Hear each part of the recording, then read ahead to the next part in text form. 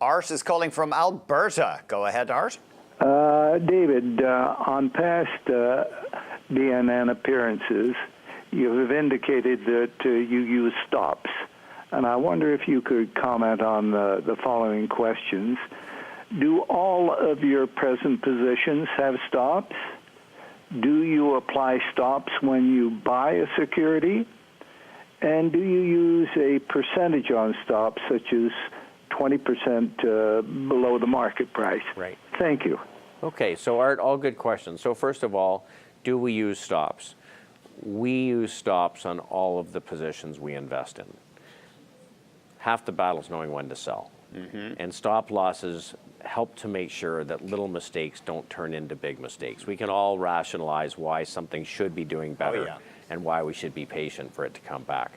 You only need 20 to 40 positions to build a portfolio. There's 60,000 you can choose from. You don't have to own any one in particular. So we use stops. We do not lodge them in an order book out there in the ether waiting for them to get picked off. We are fortunate we have a trading desk and a team of traders who follow all of our positions. We have a live monitoring platform. As they get close to an exit price, they would choose to do a pre-trade analysis to decide how to execute it should it get hit.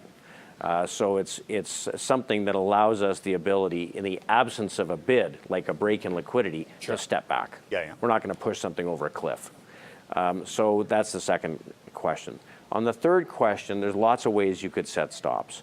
I use point and figure price charts, which were invented by Charles Dow back around the turn of the century, and I've spent my life learning to use them. They help us to recognize inflection points where behavior is changing in a security. So if a security is traded in a trading range like this, and all of a sudden it's doing this, something's changing. Okay, you could use different measures. You could use a percentage. The problem is that assumes every security behaves the same, and they don't.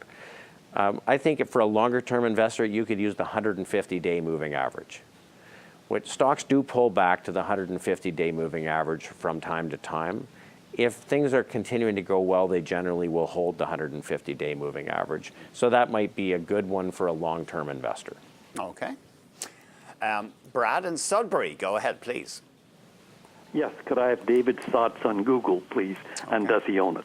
Thank you. AKA Alphabet. AKA Alphabet. We own Google.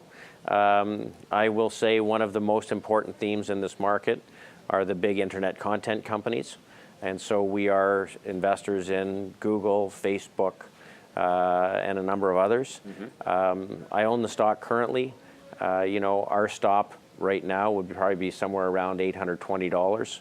About $30 lower than where it is right now.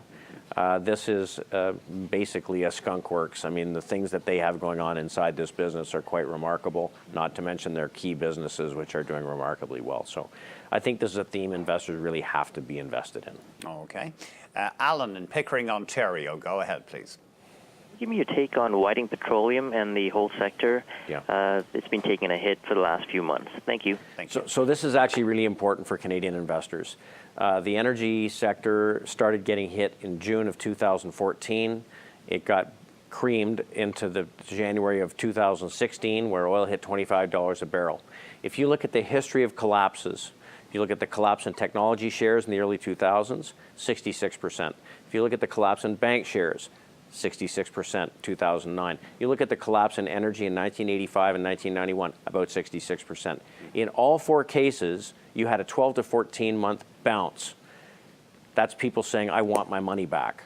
And everyone jumped in and they bounced 75, 80%. This sector bounced 75% from January of last year through January of this year, and then rolled over.